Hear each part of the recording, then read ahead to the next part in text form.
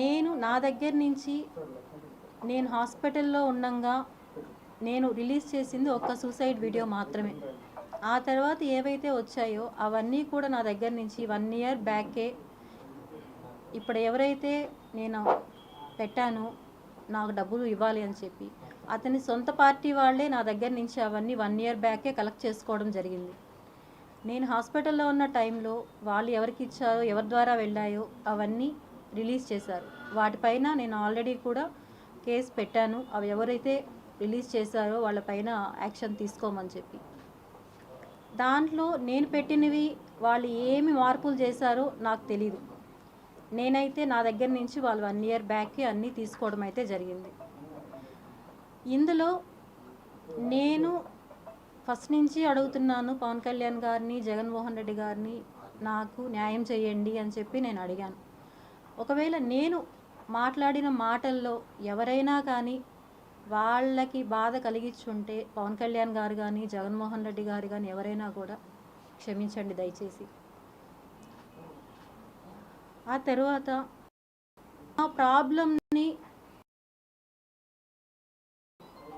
లబ్ధి పొందిన వాళ్ళ పార్టీలోనే జిల్లా అధ్యక్షులు, మెయిన్ జిల్లాకి సంబంధించిన అధ్యక్షులు, అలాగే అపోజిషన్ పార్టీ వాళ్ళ ఇన్వాల్వ్మెంట్ అనేది ఇందులో ఖచ్చితంగా ఉంది. నన్ను చాలా రకాలుగా ట్రోల్ చేసి నన్ను వాడుకొని చాలా చేశారు వీళ్ళందరూ. నాకు ఏ పార్టీలకి సంబంధం లేదు, నేను ఎవరితోనూ ఇన్వాల్వ్ అవ్వలేదు. వాళ్ళు సొంతంగా తీసుకున్న నిర్ణయాలకి ట్రోల్ చేసిన దానికి నేను ఎటువంటి బాధ్యురాలని కాదు. నా కుటుంబ పరిస్థితులు కారణంగా నేను ఇంకా ఎక్కడా ఫోకస్ కాదలుచుకోలేదు. నా ఆరోగ్యము బాగాలేదు. సో ఇక్కడితో నేను అవన్నీ స్టాప్ చేయాలని డెసిషన్ తీసుకున్నాను నేను. సో దయచేసి నాకు మీడియా తరపున, పోలీసుల తరపున, ప్రతి ఒక్కరి తరపున నాకు చాలా సపోర్ట్ ఇచ్చారు అందరూ. అందరికీ చాలా థ్యాంక్స్ నిజంగానే.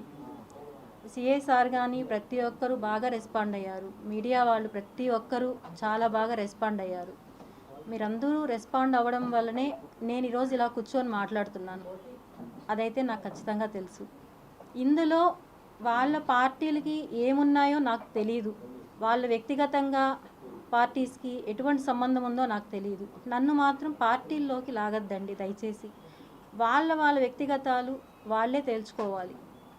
నాకైతే ఎటువంటి సంబంధం లేదు.